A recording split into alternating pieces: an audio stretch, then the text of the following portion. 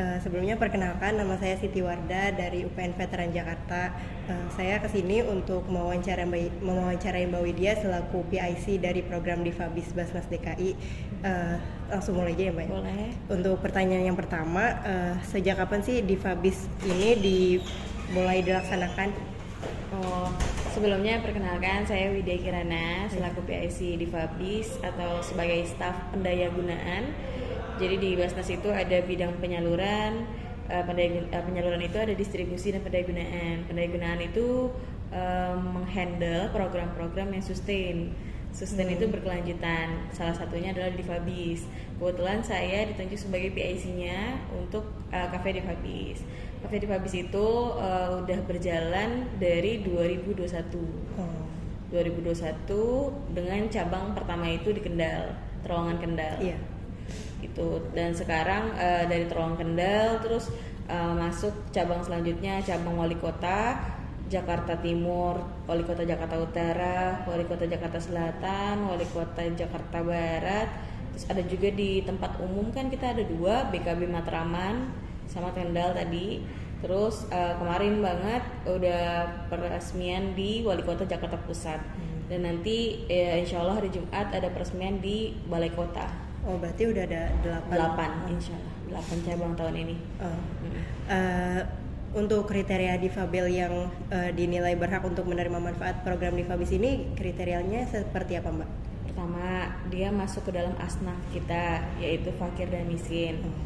Di situ dulu. Terus yang kedua, mereka adalah penyandang disabilitas, tunarungu sama tunadaksa. Sebenarnya disabilitas saja, cuman kita lebih spesifikasinya itu karena 2 itu yang bisa ngikutin ritme kerja kafe. Karena kalau misalkan netra itu perlu khusus ya, dan belum bisa ditinggal. Maksudnya bahasanya treatnya lebih khusus dan lebih lama, dan alat-alatnya pun khusus gitu. Kalau netra kan harus disetting ininya. Iya. Kalau untuk implementasi programnya itu hanya kafe aja atau gimana Mbak? Kafe, iya kafe. Kita bentuk kafe. Iya. Sebenarnya bukan implementasi, itu kan kegiatan programnya ya. Iya. Program itu kan Difabis. Turunan dari program itu namanya project kan biasanya. Project kita bukan operasional cafe doang, tapi ada capacity building mereka.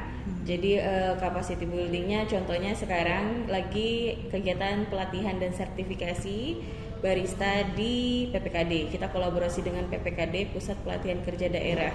Jadi untuk meningkatkan kapasitas mereka itu selama 22 hari kerja, dan nanti dapat sertifikat BNSP.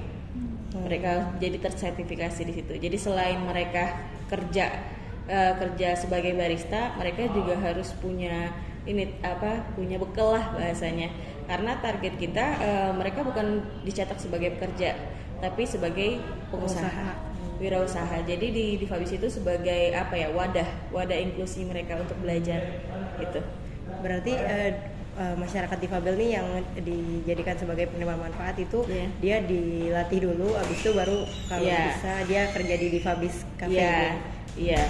Bahasanya itu sih kayak kerja di Difabis. Jadi yang pertama kan rekrutmen biasa, rekrutmen kita sosialisasi ke panti juga ada, panti ataupun ke komunitas, terus rekrutmen terbuka juga ada. Nanti dipilih kalau yang sebelumnya ya, dipilih terus diseleksi, terus pelatihan bukan pelatihan sih, BIMTEK ya bahasanya. BIMTEK doang, BIMTEK 3 hari lah, 1 sampai 3 hari. Habis itu mereka magang dulu di Difabis paling lama 3 bulan. Dari situ baru sustain tuh dia. Kalau misalkan dia layak, dia dilanjut. Kalau tidak, diberhentikan gitu kan, karena resikonya besar. Karena kan berhadapan dengan mesin dan customer gitu. Jadi di situ. Oke. Selanjutnya tujuan dari program Difabis ini apa sih Mbak?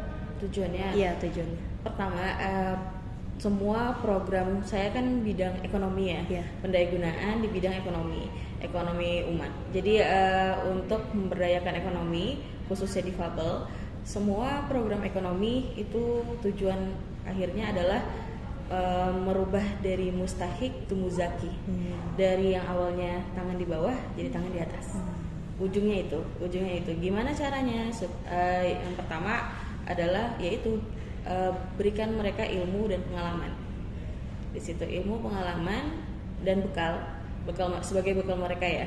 Bekal mereka. Terus kedua, ya harapannya mereka awalnya memang minta gitu bahasanya, kan kita masih suntik dana untuk insentifnya.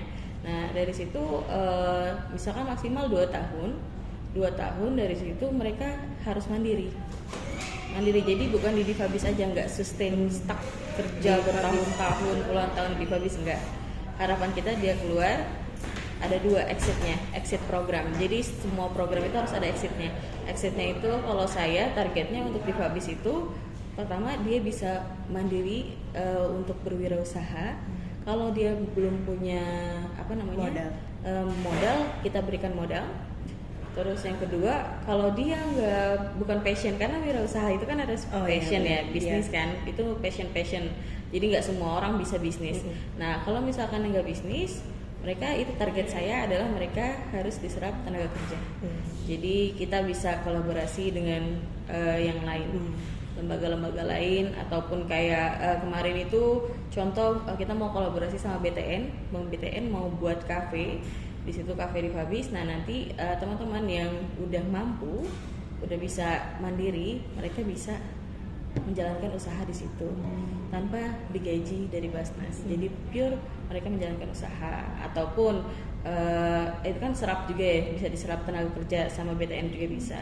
Ataupun ada yang kemarin mau kerja di XL kayak gitu, itu salah satu exit program kita. Gitu. Oke. Nah, selanjutnya dari tujuan itu strategi yang dilakukan oleh Basnas untuk mencapai tujuan itu apa aja, Mbak?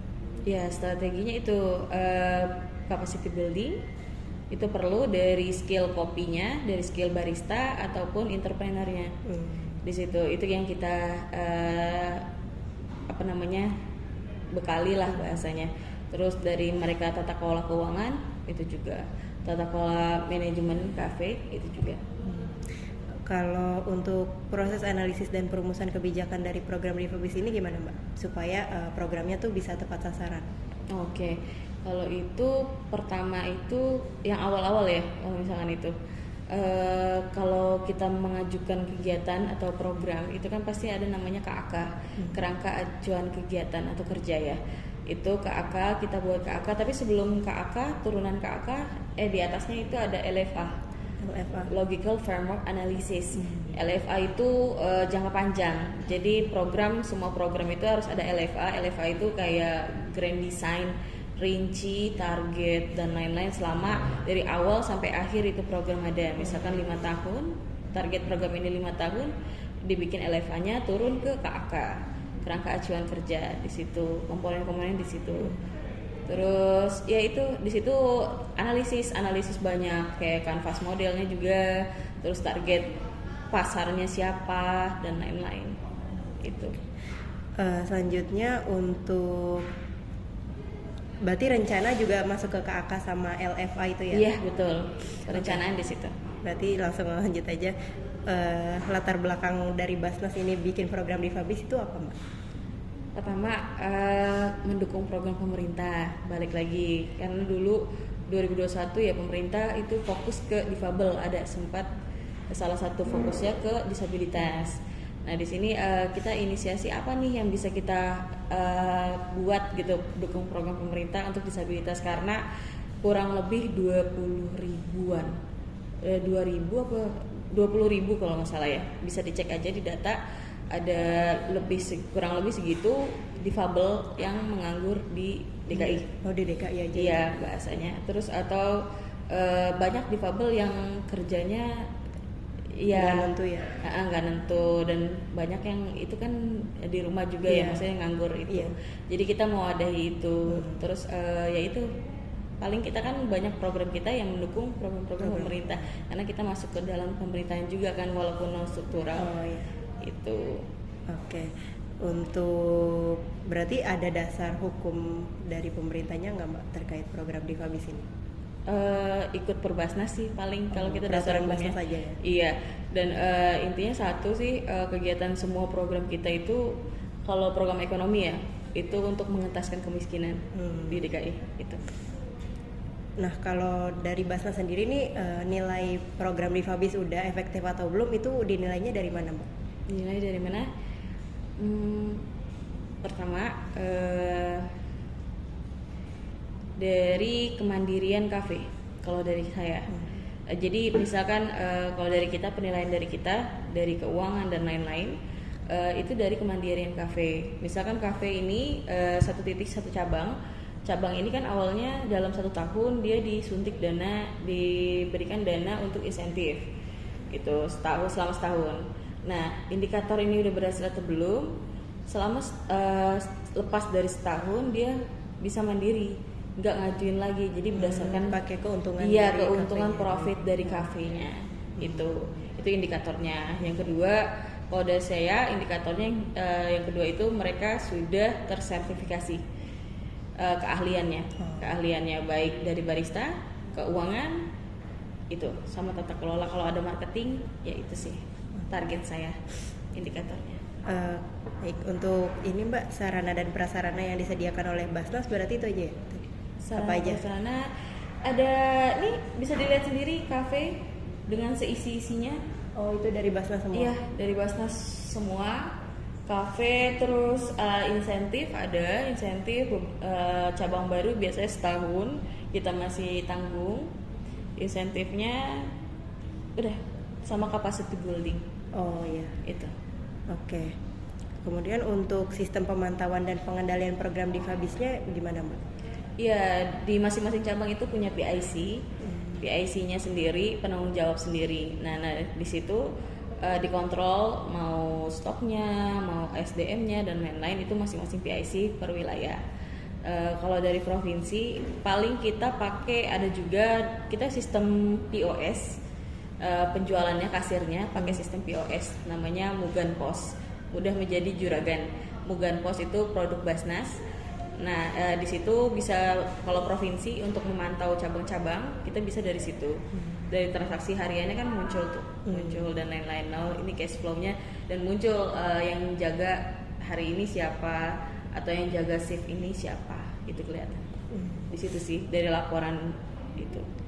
Oke, untuk mekanisme evaluasi dan umpan balik ya dari Basnas sama Difabelnya itu ada nggak, Mbak? Kalau evaluasi kita